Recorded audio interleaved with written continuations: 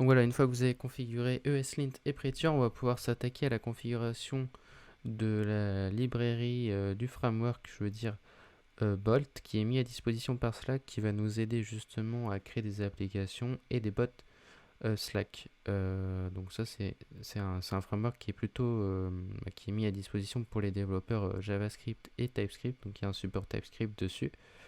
Donc on commence tout de suite, on va créer notre fichier .env.sh où on va ajouter nos différentes variables d'environnement qui vont être disponibles justement à l'utilisation de ce framework.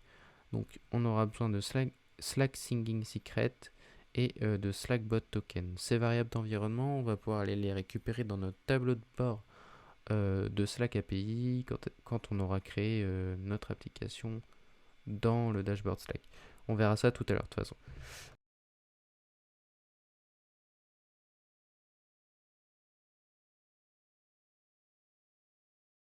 Voilà, une fois qu'on a créé ça, on va pouvoir faire notre npm install slack bolt-save pour l'enregistrer en dépendance normale.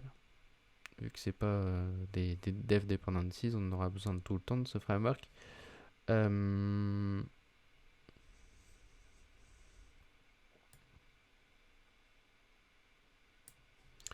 une fois que c'est installé, je vérifie bien dans mon package.json que ça a bien été ajouté. Ok, ça a l'air d'être bon. Ensuite, on va s'attaquer à créer un fichier app.ts. Et dans ce fichier app.ts, on va pouvoir instancier notre application directement avec les différents paramètres de variables d'environnement qu'on a récupérés. On les a pas encore récupérés, mais qu'on a seté tout à l'heure dans notre env.sh. Donc le token. Donc je fais un token de .process.env.slackbot token. Et ensuite le singing secret. Donc je fais un singing secret de process.env.slack singing secret.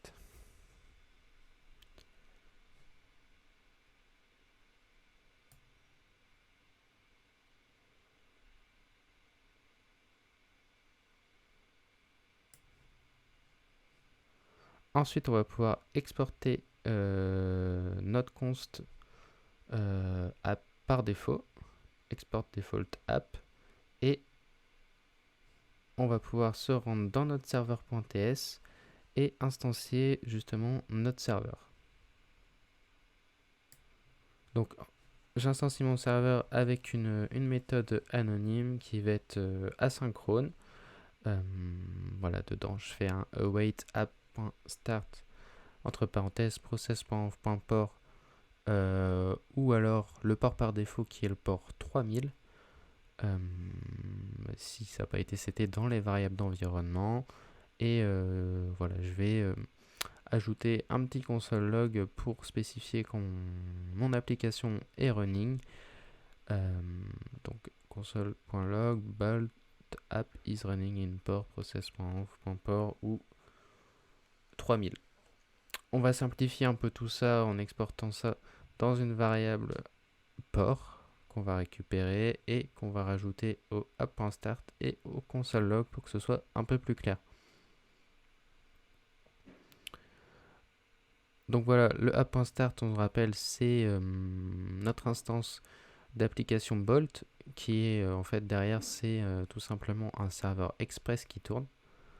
Donc c'est pour ça qu'on va pouvoir le démarrer un peu comme un serveur Express en fait, si vous êtes familier avec Express.js.